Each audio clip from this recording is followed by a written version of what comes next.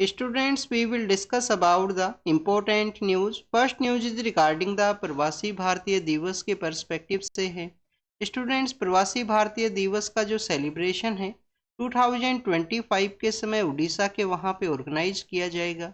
आप देखिए कि 18th एडिशन है वो आपको प्रवासी भारतीय दिवस का देखने के लिए मिलेगा, तो उसी का जो एडवर्टाइजमेंट है उसको न्यूज़पेपर के अंदर पब्लिश किया गया।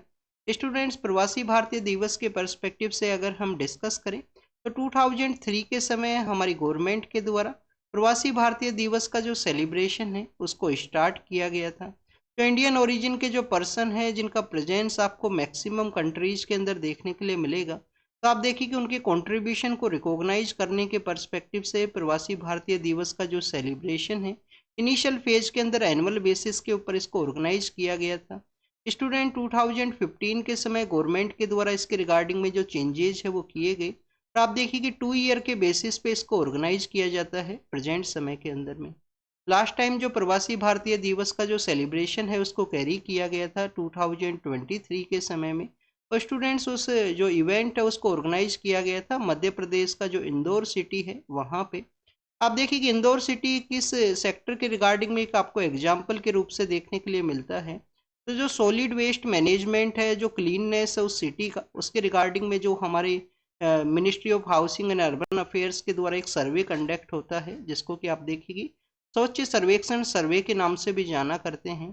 तो उस सर्वे के अंदर इंदौर के द्वारा कंटिन्यूस 6 to 7 ईयर्स से टॉप जो पोजीशन है उसको सिक्योर किया गया है। सॉलिड वेस्ट मैनेजमेंट है, सिटी का जो क्लीननेस है, पीपल्स का जो अवेयरनेस है उसके रिगार्डिंग में। स्टूडेंट्स, अगर हम डिस्कस करें जो एग्जैक्ट डेट है उस दिन प्रवासी भारतीय दिवस का जो सेलिब्रेशन को कैरी किया जाता है, तो आप देखिए कि 9 जनवरी का जो डे है उसको चूज किया गया था गवर्नमेंट के द्वारा, क्योंकि 9 जनवरी का जो डे है उसका हिस्टोरिकल इन्फ्लुएंस आपको इंडियन फ्रीडम मूवमेंट के साथ में भी देखने के लिए मिलेगा।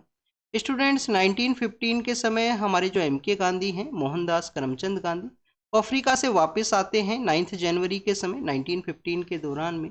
और आप देखिए कि अफ्रीका के अंदर उनके द्वारा काफ़ी कुछ जो कंट्रीब्यूट है वो किया गया था, वहाँ के जो पीपल्स हैं उनको अवेयर किया गया उनके राइट्स के रिगार्डिंग में, और जो भी कुछ मूवमेंट वहाँ पे कैरी आउट किए गए थे गांधी जी के द्वारा अफ्रीका के अंदर में, उन्हीं आप देखिए कि टूल्स को इंडिया के अंदर यूज करते हैं, और इंडिया के अंदर फ्रीडम मूवमेंट के अंदर में एक इम्पोर्टेंट जो कंट्रीब्यूशन है वो उनके द्वारा प्ले किया गया। चाहे पीपल्स को यूनाइट करना हो, सभी सेक्शन ऑफ सोसाइटी को आप देखिए कि मूवमेंट के अंदर में ऐड करना हो, जो गांधी जी के द्वारा इंडिया के अंदर भी कैरी किया गया, पीपल्स को यूनाइट किया गया। आप देखिए कि साबरमती के वहाँ पे जो आश्रम है उसको इस्टेब्लिश करते हैं, ऐसे ही उनके द्वारा जो आश्रम है उसको सेटअप किया गया था जिसको कि टोल्स्टॉय फार्म के नाम से जाना करते हैं अफ्रीका के वहाँ पे। और भी काफ़ी कुछ आपको देखने के लिए मिलेगा। जब दांडी का मार्च निकालते हैं तो उसके बाद में आप देखिए कि साबरमती आश्रम के लिए नहीं जाते हैं गांधी जी, उसके बाद में वर्धा के वहाँ पे अपना एक आश्रम है उसको सेटअप करते हैं। वर्धा का जो आश्रम है उसको सेवाग्राम का जो नाम है वो दिया गया था। और भी काफ़ी कुछ आपको देखने के लिए मिलेगा जो आपका मॉडर्न हिस्ट्री का पार्ट है, आपको रीड करना चाहिए। काफ़ी बार आपसे क्वेश्चन है वो भी पूछा जा सकता है, क्या मोहनदास को महात्मा गांधी के रूप से कन्वर्ट करने के अंदर में अफ्रीका का एक इम्पोर्टेंट रोल है। इसको आप क्रिटिकली वे के अंदर एग्जामिन कीजिए या डिस्कस कीजिए, आपसे मेंस के अंदर इस तरीके के जो क्वेश्चंस हैं वो पूछे जा सकते हैं। Students, ministry of external affair है उनके द्वारा ये प्रवासी भारतीय दिवस है उसका सेलिब्रेशन को कैरी किया जाता है। अब आप देखिए कि उड़ीसा के वहाँ पे सेलिब्रेशन होगा, उड़ीसा गवर्नमेंट का ये एडवर्टाइजमेंट है, तो उड़ीसा के जो आइकॉनिक प्लेसेस हैं उनको शो किया गया है एडवर्टाइजमेंट के अंदर में। स्टूडेंट्स, उड़ीसा के 2 काफ़ी फेमस टेम्पल्स हैं जिनको कि आप कंटिन्यूस रीड करते हो न्यूज़पेपर के अंदर में। एक जगन्नाथपुरी का जो टेम्पल है अपना रथ यात्रा की वजह से और भी काफ़ी वजह से आपको न्यूज़ के अंदर देखने के लिए मिलेगा। आप देखिए कि कोणार्क का जो सन टेम्पल है, वैसे तो सन टेम्पल का जो प्रेजेंस है वो आपको इंडिया के डिफरेंट डिफरेंट प्लेसेज के अंदर देखने के लिए मिलेगा। गुजरात के अंदर भी है, कश्मीर के वहाँ पे भी है, बट आप देखिए कि कोणार्क का जो सन टेम्पल है वो हमारे ईस्टर्न कोस्ट के वहाँ पे सिचुएटेड है, और कोणार्क के सन टेम्पल को ब्लैक पगोडा के नाम से भी जाना करते हैं। स्टूडेंट्स, जो व्हाइट पगोडा है वो भी वहीं पे ही सिचुएटेड है, उड़ीसा के वहाँ पे ही। जगन्नाथपुरी का जो टेम्पल है उसको व्हाइट पगोडा के नाम से जाना करते हैं। अब आप देखिए कि एक डायनेस्टी को भी हम रीड करते हैं उड़ीसा की, जब इन टेम्पल्स के बारे में रीड करते हैं, जिसको कि हम ईस्टर्न गंगा डायनेस्टी के नाम से जाना करते हैं। स्टूडेंट्स, ईस्टर्न गंगा डायनेस्टी आप देखिए कि डिफरेंट डायनेस्टी है। एक गंगा डायनेस्टी आपको सदर्न पार्ट के अंदर में जो कर्नाटका का एरिया है वहाँ पे आपको देखने के लिए मिलेगा। ये ईस्टर्न गंगा जो डायनेस्टी है इसका जो रूल है उड़ीसा के उस एरिया के अंदर हुआ करता था, और उन्हीं के जो रूलर्स हैं उनके द्वारा टेम्पल कंस्ट्रक्शन के अंदर भी एक इम्पोर्टेंट रोल है वो प्ले किया गया। तो student this is all the information related to the Odisha and Pravasi Bharatiya दिवस के बारे में। नेक्स्ट आप देखिए कि आर्ट एंड कल्चर के ही पर्सपेक्टिव से न्यूज़ है।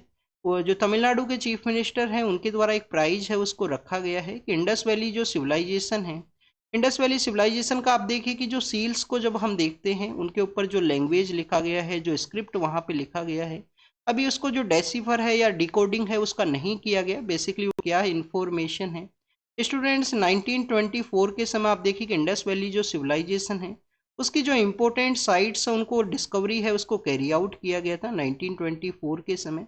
तो इंडस वैली सिविलाइजेशन के जो 100 ईयर्स हैं वो कंप्लीट हुए हैं। तो prelims and mains both exam के पर्सपेक्टिव से आपके लिए ये इम्पोर्टेंट है। अब आपसे जो क्वेश्चन है वो किस तरीके से पूछे जा सकते हैं, जैसे कि आप देखिए कि 2019 का जो पेपर था, प्रीलिम्स का जो पेपर था, उसके अंदर एक क्वेश्चन पूछा गया था, कुछ साइट्स दे दी गई थी। साइट्स के अंदर क्वेश्चन ये पूछ लिया गया था कि इनमें से कौन सा जो साइट है जो इंडिया के अंदर नहीं सिचुएटेड है। तो आपको इस तरीके से जो इन्फॉर्मेशन है वो भी आपको होना चाहिए, किस साइट से कौन से यहाँ पे जो एविडेंस है वो मिले थे कि इंडस वैली सिविलाइजेशन के जो पर्सन है उनके द्वारा ये जो एक्टिविटीज़ को कैरी किया जाता था, इसका जो एविडेंस है वहाँ पे देखने के लिए मिला है। जैसे कि एक एग्जाम के अंदर क्वेश्चन पूछा गया था कि गार्लिक के जो एविडेंस है वो कहाँ पे मिले थे, इस इंडस वैली सिविलाइजेशन के वहाँ पे गार्लिक के एविडेंस मिले थे क्या बालू के वहाँ पे मिले थे। तो आप देखिए कि अभी ये इंडस वैली सिविलाइजेशन का जो जो बेसिकली जो स्क्रिप्ट है उसके डिकोडिंग के रिगार्डिंग में उनके द्वारा कुछ प्राइज है वो रखा गया।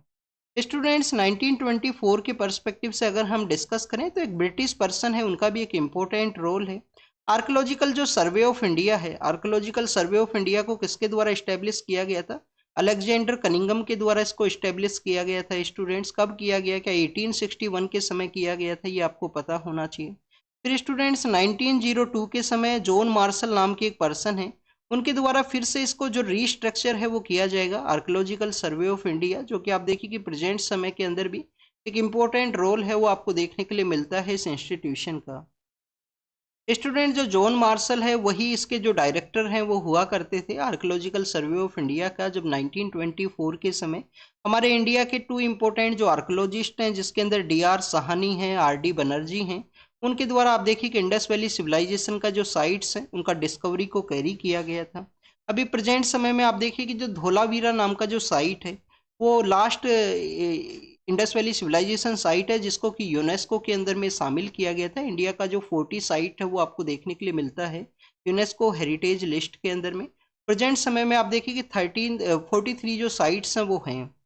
नेक्स्ट अगर हम बात करें स्टूडेंट्स, इसके अलावा आप देखिए कि लोथल है जिसके डॉकयार्ड्स काफ़ी ज़्यादा फेमस है, वहाँ पे मैरी टाइम म्यूजियम है उसको भी सेटअप किया गया है। राखी गढ़ी के बारे में भी हमारे जो मिनिस्टर हैं उनके द्वारा बजट के अंदर मेंशन किया गया था कि राखी गढ़ी है उसको भी डेवलप किया जाएगा, एक बेटर टूरिज्म का जो प्लेस है उसके रिगार्डिंग में, जो कि हरियाणा के वहाँ पे सिचुएटेड है। तो लोथल का मैरी टाइम म्यूजियम जो कि सागरमाला प्रोजेक्ट के अंडर में है, मैरी टाइम म्यूजियम है। धोलावीरा आप देखिए कि यूनेस्को का लास्ट साइट है जिसको कि यूनेस्को के अंडर में ऐड किया गया था, इंडस वैली सिविलाइजेशन का साइट। उसके बाद में जो 3 साइट्स यहाँ पे ऐड हुई हैं इंडिया का यूनेस्को का लिस्ट के अंदर में, एक शांति निकेतन है, एक होयसाल डायनेस्टी के जो कर्नाटका के वहाँ पे टेम्पल हैं स्टार शेप के अंदर में, और एक आप देखिए कि रिसेंटली जो अहोम एम्पायर के जो ब्यूरियल्स हैं जिनको कि अहोम जो मोडम्स के नाम से भी जाना करते हैं। तो आप देखिए कि नॉर्थ ईस्ट इंडिया का जो कल्चरल कैटेगरी के अंदर जो साइट है उसको 43rd साइट के रूप से ऐड किया गया ये इंडिया का यूनेस्को हेरिटेज लिस्ट के अंदर में। नेक्स्ट अगर हम बात करें स्टूडेंट्स, इंडियन जो प्राइम मिनिस्टर हैं आप देखिए कि फ्रांस का जो विजिट है उसके लिए जाएंगे फरवरी के समय में। स्टूडेंट्स, वहाँ पे आर्टिफिशियल जो इंटेलिजेंस है जिसको कि रेगुलेट करने का भी ज़रूरत है AI को प्रेजेंट समय के अंदर में। तो आप देखिए कि आर्टिफिशियल जो इंटेलिजेंस है उसका जो एक्शन समिट है उसको ऑर्गेनाइज किया जाएगा। तो उसी दौरान में इंडिया और जो फ्रांस के जो पॉलिटिकल लीडर हैं उनके द्वारा आप देखिए कि डिफेंस एग्रीमेंट है उसको भी कैरी आउट किया जा सकता है। तो उसी के रिगार्डिंग में जो डिस्कशन है उसका जो फाइनल कंक्लूजन है वो यहाँ पे कंप्लीट हुआ, जिसके अंदर राफेल जो फाइटर जेट्स हैं उनके रिगार्डिंग में एक एग्रीमेंट साइन हुआ है। स्कॉर्पियन जो आप देखिए कि डील्स हैं, स्कॉर्पियन जो क्लास का जो हमारा सबमरीन्स है वो भी यहाँ पे डिलीवर है वो किया जा सकता है फ्रांस के द्वारा आने वाला जो PM सर का विजिट है वहाँ पे उस दौरान में। तो स्टूडेंट्स अगर हम डिस्कस करें, आप देखिए कि हमारा जो कैबिनेट कमेटी है सिक्योरिटी का, उसका जो यहाँ पे अप्रूवल है वो रिक्वायर्ड है किसी भी डिफेंस के रिगार्डिंग में जो प्रोक्योरमेंट है या उसका जो आप देखिए कि एग्रीमेंट है उसको कैरी आउट करने से पहले। हमारे यहाँ पे टोटल कितनी कैबिनेट कमेटी हैं प्रेजेंट समय में? तो टोटल आपको 8 कैबिनेट कमेटी हैं वो देखने के लिए मिलेंगी। पहले आप देखिए कि 6 हुआ करती थी, बट आपको 2 जो कैबिनेट कमेटी हैं, एक आप देखिए कि स्किल के रिगार्डिंग में जो कैबिनेट कमेटी है, एक इन्वेस्टमेंट का जो कैबिनेट कमेटी है, इनको 2019 के समय गवर्नमेंट के द्वारा सेटअप किया गया था। तो गवर्नमेंट के पास में पावर है, कभी कैबिनेट कमेटीज है उनको सेटअप की जाती हैं, कैबिनेट मिनिस्टर्स वो इसके पार्ट हुआ करते हैं। 2 ऐसी कैबिनेट कमेटी हैं जिनको कि पीएम सर के द्वारा नहीं हेड किया जाता है। कैबिनेट कमेटी ऑन आप देखिए कि अकोमोडेशन है, कैबिनेट कमेटी ऑन अकोमोडेशन है, उसको पीएम सर के द्वारा नहीं हेड किया जाता है। और कैबिनेट कमेटी ऑन पार्लियामेंट्री जो अफेयर है, जिसको कि आप देखिए कि सीनियर मोस्ट जो पॉलिटिकल पर्सन है जिसके अंदर मिनिस्टर ऑफ डिफेंस हैं, उनके द्वारा काफ़ी बार इसको हेड किया जाता है, cabinet committee on parliamentary affair. Next अगर हम बात करें स्टूडेंट, टोडा नाम का जो ट्राइब है कहाँ पे ये मिला करता है? ऊटी का जो एरिया है स्टूडेंट्स, ऊटी को आप देखिए ऊटी कहाँ पे है? तमिलनाडु के वहाँ पे एक हिल स्टेशन का एरिया है। तो स्टूडेंट्स इसका जो अदर नेम है वो भी आपको पता होना चाहिए। काफ़ी बार एग्जाम के अंदर में जो इनके अदर नेम्स हैं जो प्रेजेंट समय में इसको जाना करते हैं, उससे भी जो क्वेश्चन है वो पूछ लिए जाएंगे, तो आप उसके बारे में रीड करना। टोडा नाम का जो आप देखिए कि ट्राइबल कम्युनिटी है, उनका एक यहाँ पे जो इनका हेड टेम्पल हुआ करता है, जिनको कि मोनबाज के नाम से जाना करते हैं। वहाँ पे आने वाला जो ईयर है उसके पर्सपेक्टिव से आप देखिए कि इनका जो मीटिंग है वो उनका जो यहाँ पे जो फंक्शन है वो आपको देखने के लिए मिलेगा। वन काइंड ऑफ उनका फेस्टिवल है जिसके अंदर ये इनका जो हेड टेम्पल्स है वहाँ पे मिला करते हैं। नेक्स्ट अगर हम बात करें स्टूडेंट, 2017 के समय आप देखिए कि हमारे सुप्रीम कोर्ट के द्वारा के.एस. पुट्टा स्वामी केस के थ्रू क्या यहाँ पे कैरी किया गया था? के.एस. पुट्टा स्वामी केस के थ्रू आप देखिए कि आर्टिकल जो 21 है उसी के पार्ट के अंदर में राइट टू प्राइवेसी है उसको ऐड किया गया। और प्रेजेंट समय में हमारा जो डिजिटल डाटाज है उसके थ्रू किस तरीके से किसी भी एक पर्सन का जो प्राइवेसी है उसको प्रोटेक्ट किया जाए, तो डाटा प्रोटेक्शन जो रूल्स हैं वो लाए गए हैं गवर्नमेंट के द्वारा। के.एस. पुट्टा स्वामी जो केस का देखिए कि गाइडलाइंस है उनके अकॉर्डिंग में, तो जो draft digital personal data protection rules हैं उनको पब्लिक डोमेन के अंदर रखा गया है, पब्लिक से जो कंसल्टेशन है वो मांगा गया है। और आप देखिए कि सिटीजन का जो राइट्स है उनको उनके प्रोटेक्शन के अकॉर्डेंस में इनको कैरी आउट किया जाएगा। यहाँ पे बेसिकली आप देखिए कि जो इनोवेशन है, इनोवेशन के साथ में जो रेगुलेशन है, दोनों के बीच में एक बैलेंस को सेटअप करने का कोशिश किया गया है डाटा प्रोटेक्शन जो रूल्स हैं उनके थ्रू में। तो पब्लिक कंसल्टेशन के लिए इनको रखा गया है, किसी भी बिल को रखा जाता है पब्लिक कंसल्टेशन के रिगार्डिंग। स्टूडेंट्स आप देखिए कि डायरेक्ट जब डेमोक्रेसी को हम डिस्कस करते हैं, डायरेक्ट डेमोक्रेसी के अंदर में आपको एक इनिशिएटिव का कॉन्सेप्ट देखने के लिए मिलेगा। अब इनिशिएटिव का जो कॉन्सेप्ट है वो क्या है डायरेक्ट डेमोक्रेसी के अंदर में, कि वहाँ पे पब्लिक के द्वारा ही जो बिल है उसको प्रपोज किया जाता है। बट हमारे यहाँ पे डायरेक्ट डेमोक्रेसी नहीं है, इनडायरेक्ट डेमोक्रेसी है। तो इनडायरेक्ट डेमोक्रेसी के अंदर में पब्लिक कंसल्टेशन के लिए जो बिल हैं वो रखे जाते हैं, उसके बाद में पार्लियामेंट के अंदर वो प्रपोज होते हैं। उसके बाद में आप देखिए कि उनका डिस्कशन देखने के लिए मिलता है, कमेटी बाई उनका क्लोज बाई क्लोज के रूप से कमेटी के द्वारा डिस्कशन भी किया जाता है। कोई भी यहाँ पे जो कंसर्न्स हैं उसके रिगार्डिंग में आप देखिए कि उनके द्वारा जो मेंबर ऑफ पार्लियामेंट्स हैं उनके द्वारा उसके अगेंस्ट में जो ऑब्जेक्शंस को भी रेज किया जाता है। तो ये आपको जो बिल प्रोसेस है उसके रिगार्डिंग में पता होना चाहिए। और जब पार्लियामेंट के हाउस से जब बिल आप देखिए कि पास होने के बाद में प्रेसिडेंट के लिए पहुंचता है, प्रेसिडेंट के पास में असेंट के रिगार्डिंग में, तो आर्टिकल 111 के अंडर में प्रेसिडेंट सर को जो पावर है कि उनके द्वारा बिल को आप देखिए कि रिटर्न भी किया जा सकता है पार्लियामेंट को, और रिटर्न उनका असेंट ना देने के बजाय रिटर्न कर दिया जाए वहाँ पे पार्लियामेंट के द्वारा, फिर से अगर रिटर्न के रूप से सेंड किया जाए तो प्रेसिडेंट सर को अपना जो असेंट है वो ग्रांट करना होगा उस बिल के रिगार्डिंग में। और प्रेसिडेंट असेंट के बाद में ही जो बिल है वो आपको एक्ट के रूप से देखने के लिए मिलता है। नेक्स्ट अगर हम बात करें H5N1 जिसको कि बर्ड फ्लू के नाम से भी जाना करते हैं, आप देखिए कि H5N1 के पर्सपेक्टिव से यहाँ पे डिस्कस ये किया गया है कि कुछ हमारे जो एनिमल्स हैं वहाँ पे ये डिटेक्ट किया गया H5N1 को। महाराष्ट्र के वहाँ पे आप देखिए कि जो हमारे जो बिग कैट्स हैं उनके अंदर में इसको जो डिटेक्ट है वो किया गया है। उसी के बाद में सेंट्रल गवर्नमेंट के द्वारा स्टेट्स को जो गाइडलाइंस है वो सेंड की गई हैं। स्टूडेंट्स H5N1 का आप देखिए कि जो आउटब्रेक है, H5N1 जो बर्ड फ्लू है उसका जो आउटब्रेक है इनिशियल फेज के अंदर बर्ड्स के अंदर हुआ करता था, स्पेशली जो पोल्ट्री का जो सेक्टर है उसके रिगार्डिंग में। बट आप देखिए कि लास्ट 4 to 5 ईयर्स के समय इनका जो स्प्रेड है वो अदर एनिमल्स के अंदर भी यहाँ पे इंक्रीज हुआ है। यूएस के वहाँ तो आप देखिए कि डेयरी सेक्टर के अंदर भी, डेयरी सेक्टर से रिलेटेड जो एनिमल्स हैं उनके अंदर भी देखने के लिए मिला था। स्टूडेंट्स उसके लेटर फेज के अंदर में आप देखिए कि 2019 का जो कोविड 19 का जो आउटब्रेक होता है, तो उसके बाद में हमारे जो हेल्थ के जो एक्टिविस्ट हैं, हेल्थ के जो एक्सपर्ट पर्सन हैं, उनके द्वारा जो वन हेल्थ का जो अप्रोच है उसके बारे में डिस्कस किया गया था कि हमारे कंप्लीट वर्ल्ड के द्वारा वन हेल्थ का जो अप्रोच है उसको कैरी आउट करने का ज़रूरत है। वन हेल्थ का अप्रोच बेसिकली क्या है?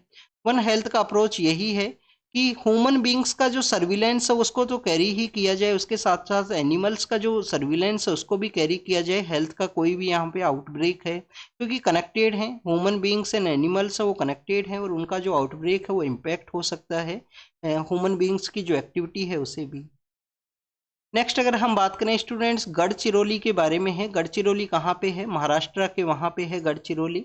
आप देखिए कि गढ़चिरौली ओनली डिस्ट्रिक्ट है महाराष्ट्र का जहाँ पे आपको नक्सल जो मूवमेंट है उसका जो इफेक्ट है वो देखने के लिए मिलता है।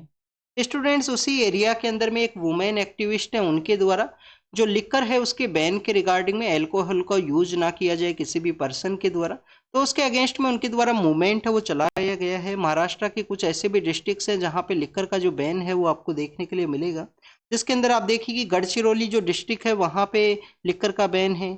इसके अलावा स्टूडेंट्स वर्धा है, वहाँ पे लिकर का बैन है, और चंद्रपुर एक डिस्ट्रिक्ट है वहाँ पे भी हुआ करता था, पर चंद्रपुर से लेटर फेज के अंदर जो बैन है उसको लिफ्ट किया गया, बैन को हटा लिया गया है वहाँ पे। तो एल्कोहल का जो मिस यूज है, जो यहाँ पे जो कम्युनिटीज़ का आप देखिए कि जो प्रोडक्टिविटी है जिसको कि ये डिक्लाइन करता है, उसी के रिगार्डिंग में यहाँ पे अवेयरनेस ये मूवमेंट है जो एक वुमेन एक्टिविस्ट के द्वारा कैरी आउट किया गया। स्टूडेंट्स एक और न्यूज़ है जो फ्रंट पेज के ऊपर में आप देखिए कि नक्सल जो ऑपरेशन है उसके पर्सपेक्टिव से था, जिसके अंदर कुछ मोइस्ट पर्सन है, कुछ यहाँ पे सिक्योरिटी फोर्सेज के जो पर्सन है उनका जो डेथ का जो न्यूज़ है उसकी वजह से आप देखिए कि मेंशन किया गया था। रिसेंटली हमारे जो मिनिस्टर ऑफ होम अफेयर्स है उनके द्वारा 2026 का जो ईयर है नक्सल मूवमेंट का जो एलिमिनेशन ईयर के रूप से उनके द्वारा बताया गया है।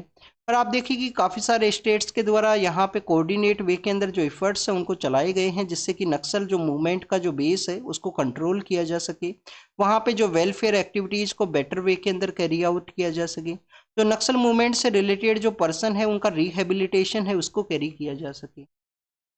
अब आप देखिए कि यहाँ पे इस एरिया के अंदर में जो गढ़चिरौली का जो एरिया है वहाँ पे एक रिवर भी फ्लो किया करती है, जिसको कि हम वेणगंगा रिवर के नाम से जाना करते हैं। कौन सा रिवर है स्टूडेंट्स? आपको रिवर का नेम पता होना चाहिए, वेणगंगा रिवर है।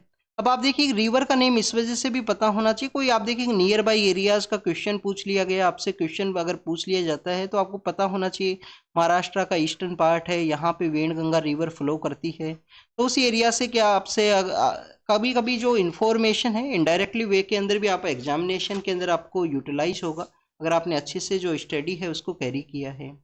नेक्स्ट अगर हम बात करें, आप देखिए कि अल्कोहल की रिगार्डिंग में आपको आर्टिकल 47 पता होना चाहिए।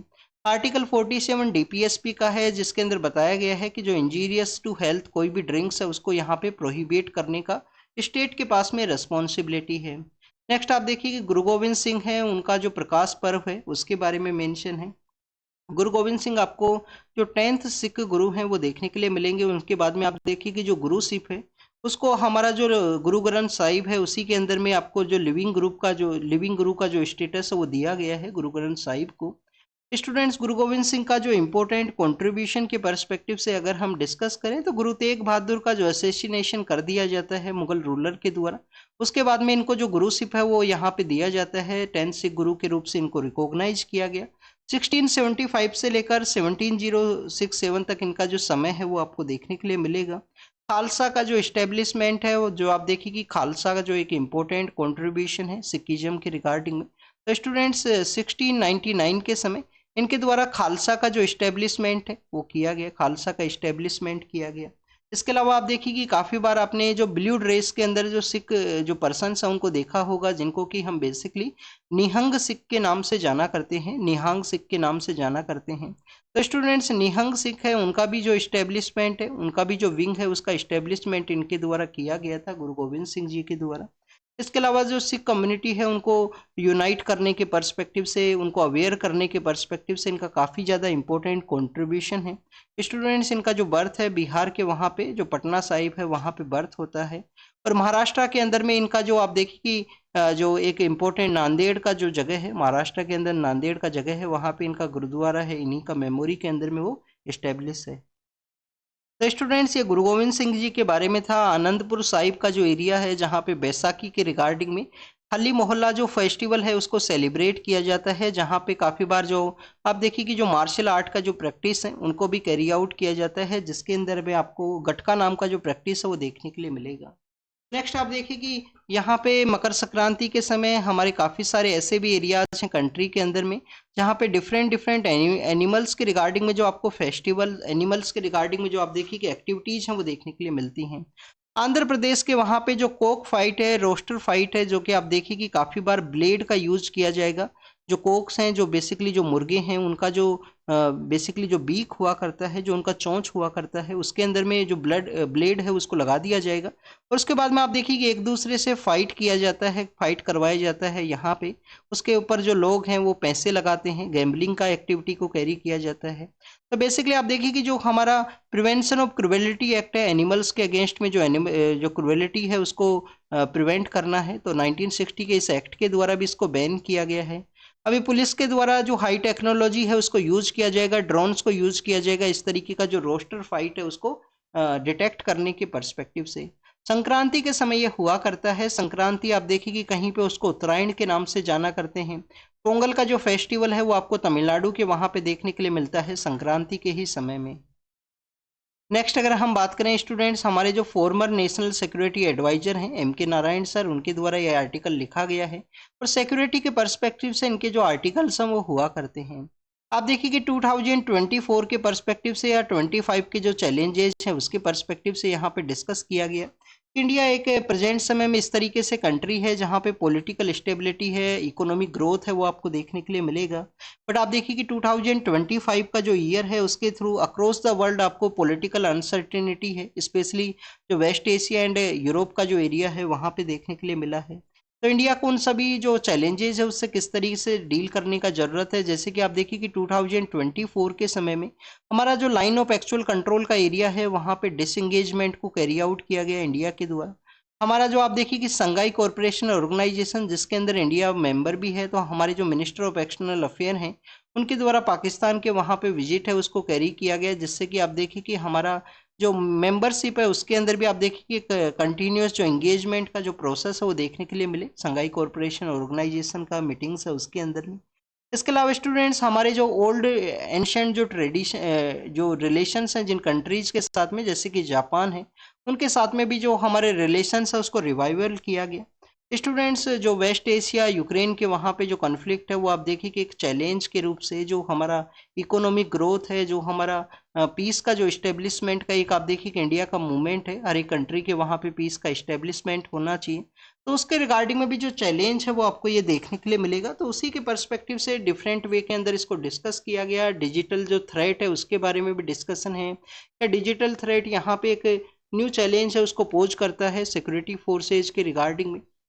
नेक्स्ट आप देखिए कि हमारे वहाँ पे जो डिफेंस के जो हेड हैं उनके वहाँ पे एक जो पेंटिंग है उसको चेंज किया गया, तो उसी वजह से जो टॉपिक है वो न्यूज़ के अंदर था। सिंबोलिज्म का एक इम्पोर्टेंट रोल है।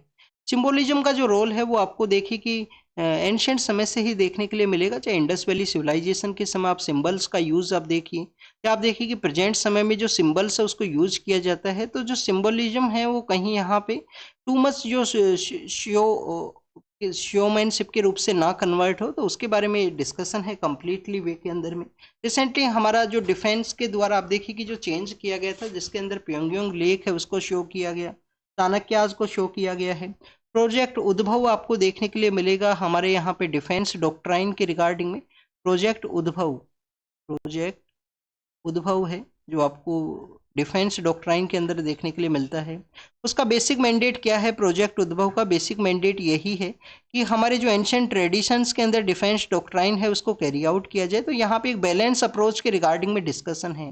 नेक्स्ट अगर हम बात करें चाइना का जो मेगा डैम प्रोजेक्ट है उसके बारे में है। आप देखिए कि यहाँ पे यारलुंग सांगपो के नाम से, जब तिब्बत के अंदर ये रिवर ओरिजिनेट होता है ब्रह्मपुत्रा का, उसको यारलुंग सांगपो के नाम से जाना करते हैं। फिर आप देखिए कि टर्न लेता है यहाँ पे, फिर बांग्लादेश के लिए चला जाता है। यहाँ पे इसको दिहांग के नाम से जानते हैं स्टूडेंट्स। यारलुंग सांगपो जब ये तिब्बत के अंदर में आप देखिए कि ओरिजिनेट होता है, जब इसको जाना करते हैं। और फिर ब्रह्मपुत्रा आपको देखने के लिए मिलेगा बांग्लादेश के, वहाँ पे इसका डिफरेंट नेम है। स्टूडेंट जब ये टर्न लेता है उस एरिया के अंदर एक डैम प्रोजेक्ट है, उसके थ्रेड्स के बारे में डिस्कशन है। 4 कंट्रीज आपको इस रिवर का जो कोर्स है उसके अंदर में देखने के लिए मिलते हैं। फर्स्ट आप देखिए कि चाइना है, फिर इंडिया और भूटान है, भूटान का भी कुछ शेयरिंग आपको देखने के लिए मिलेगा, और फिर बांग्लादेश है। तो आप देखिए कि 4 कंट्रीज का ये ट्रांस बाउंड्री ये रिवर है। जब किसी भी प्रोजेक्ट को कैरी आउट करने का ज़रूरत है इस तरीके का रिवर के ऊपर में, तो सभी जो स्टेट्स हैं उनको यहाँ पे कॉन्फिडेंस बिल्डिंग मेजर्स के रूप से आप देखिए कि उनको कैरी करने का ज़रूरत है उस कंट्री का, जो कि अपर जो राइपेरियन एरिया है वहाँ पे वो सिचुएटेड है। स्टूडेंट्स इसके अलावा आप देखिए कि ये जो एरिया है वो आपको टेक्टोनिक एक्टिव भी देखने के लिए मिलेगा। इंडियन प्लेट के द्वारा कंटिन्यूस पुश किया गया है यूरेशियन प्लेट को, तो यहाँ पे अर्थक्वेक है, लैंडस्लाइड्स वो भी देखने के लिए मिलते हैं। तो इसका इम्प्लीकेशन क्या रहेगा इस डैम प्रोजेक्ट का? इम्प्लीकेशन यही है कि एक्सेसिव वाटर को अगर रिलीज कर दिया गया यहाँ पे मानसून के समय में, तो एक्सेसिव वाटर के समय आप देखिए कि फ्लड का जो सिचुएशन है वो क्रिएट हो सकता है। इसके अलावा कोई भी टेक्टोनिक एक्टिविटी अगर यहाँ पे देखने के लिए मिल सकता है, तो उसका भी आप देखिए कि जो फ्लड का जो सिचुएशन है वो क्रिएट होगा इस तरीके के जो प्रोजेक्ट्स हैं उसके रिगार्डिंग में। नेक्स्ट आप देखिए कि हमारे जो कोस्टल गार्ड्स हैं उनका एक चॉपर है वो बेसिकली यहाँ पे क्रैश होता है, उसका न्यूज़ है, तो पोरबंदर के वहाँ पे आप देखिए कि ये हुआ है। नेक्स्ट अगर हम बात करें स्टूडेंट्स, आप देखिए कि कोस्टल गार्ड्स को कब यहाँ पे सेटअप किया गया था? 26/11 के समय स्टूडेंट्स हमारे यहाँ पे जो कोस्टल एरिया के अंदर डिफेंस है, कोस्टल एरिया का जो सिक्योरिटी है, वही एक आपको इम्पोर्टेंट कंसर्न है वो देखने के लिए मिलेगा कि वहाँ पे कंप्लीटली जो नेग्लिजेंस की वजह से कोस्टल एरिया को यूज़ किया गया टेररिस्ट के द्वारा। और कुछ समय तक ये हमारा जो फाइनेंशियल कैपिटल है उसके अंदर में आप देखिए कि जो आपको अटैक है वो देखने के लिए मिलता है, काफ़ी सारी जो कैजुअलिटीज़ हैं उनको वहाँ पे ऑब्जर्व है वो किया गया था। नेक्स्ट आप देखिए कि फार्मर्स के बारे में है, फार्मर्स का जो मिनिमम सपोर्ट प्राइस का लीगल स्टेटस के बारे में। तो पीएम सर के साथ जो डिस्कशन है उसके रिगार्डिंग में फार्मर जो आउटफिट्स हैं, जो यूनियंस हैं, उनके द्वारा यहाँ पे डिस्कस किया गया। बनिहाल आप देखिए कि पास जो कि इम्पोर्टेंट है कश्मीर वैली को कनेक्टिविटी के रिगार्डिंग में, तो वहाँ पे इंफ्रास्ट्रक्चर का जो डेवलपमेंट है उसके रिगार्डिंग में जो न्यूज़ है उसको मेंशन किया गया है कि बनिहाल पास के थ्रू में जो 4 लेन्स है उसको ओपन किया जाएगा जम्मू एंड कश्मीर का जो रामबन का एरिया है उसके कनेक्टिविटी के परस्पेक्टिव से। 40 डेज का जो हार्श डेज का जो विंटर का समय हुआ करता है कश्मीर के अंदर में, आप देखिए कि उस चिल्ली कलान के समय में फ्रेश जो स्नोफॉल है उसको ऑब्जर्व किया गया है कश्मीर वैली के अंदर में। किश्तवाड़ के वहाँ पे एक एक्सीडेंट भी हुआ है, टूरिस्ट जो पर्सनस हैं वो विजिट करते हैं। हमारी डिफेंस फोर्सेज का भी एक कैजुअलिटीज़ हैं वो देखने के लिए मिली थी वहाँ पे जॉर्ज एरिया के अंदर में व्हीकल का जो कोलैप्स होने की वजह से। नेक्स्ट अगर हम बात करें स्टूडेंट्स एक न्यूज़ आप देखिए कि telecom regulatory authority of India के पर्सपेक्टिव से भी था कि जो टू मच स्पैम्स देखने के लिए मिलते हैं टेलीकॉम सेक्टर के अंदर में, स्पैम जो मैसेज हैं, कॉल्स हैं, तो उनको डील किया जाएगा telecom regulatory authority of India, जो कि हाईएस्ट बॉडी है टेलीकॉम सेक्टर को रेगुलेट करने के पर्सपेक्टिव से। स्टूडेंट्स यहाँ पे इटली के जो पॉलिटिकल लीडर हैं, यूएस के जो यहाँ पे प्रेसिडेंट जो इलेक्ट हुए हैं इलेक्शन के अंदर में, जिनको ओथ कैरी किया जाएगा जनवरी मंथ के समय ही, तो उनका जो मीटिंग है उसके बारे में यहाँ पे मेंशन है। नेक्स्ट आप देखिए कि सीरिया के जो पॉलिटिकल लीडर हैं उनके द्वारा कतर के वहाँ पे विजिट किया गया। सीरिया जिसको कि पावर को टेक ओवर किया गया है हयात तहरीर अल शम नाम का जो ऑर्गेनाइजेशन है उसके द्वारा। इसके अलावा वेस्ट बैंक के द्वारा कुछ वर्ल्ड बैंक के द्वारा कुछ सपोर्ट है उसको प्रोवाइड किया गया पाकिस्तान को। आप देखिए कि वहाँ पे जो स्टेबिलिटी है उसको कैरी आउट करने के रिगार्डिंग में। नेक्स्ट अगर हम बात करें स्टूडेंट्स ग्रीस के पर्सपेक्टिव से है, वहाँ के एक फॉर्मर पॉलिटिकल लीडर है उनका डेथ हुआ है। तो ग्रीस का आप देखिए कि एरिया है वो कहाँ पे है, क्या अड्रियाटिक सी के नियर बाई एरियाज के अंदर अपना एरिया ये शेयर करता है, तो इसका लोकेशन आप जरूर से देखना। स्टूडेंट्स नेक्स्ट इंडिया और बांग्लादेश के पर्सपेक्टिव से है। बांग्लादेश के अंदर इलेक्शन के अंदर काफ़ी सारे लोग हैं जिनको कि वोटिंग राइट है वो नहीं दिया गया है, नेम उनका डिलीट किया गया। इसके अलावा इंडिया और बांग्लादेश के आप देखिए कि जो जुडिशियल ऑफिसर्स हैं वो मिला करते थे, जो शेख हसीना मैम का जो टेन्योर है उस समय में, अभी उनका जो विजिट है उसको कैंसिल किया गया है बांग्लादेश का जो पॉलिटिकल लीडर्स हैं उनके द्वारा। तो स्टूडेंट्स इंडिया और बांग्लादेश के जो रिलेशंस हैं वो कंटिन्यूस डिक्लाइनिंग सिचुएशन के अंदर आपको देखने के लिए मिलेंगे। तो this is all the information related to the today's newspaper. आप इसको रीड कीजिए, रिवाइज कीजिए, जो भी इंफॉर्मेशन आपको मिला है उसको नोट डाउन कीजिए। Thank you students, thank you very much.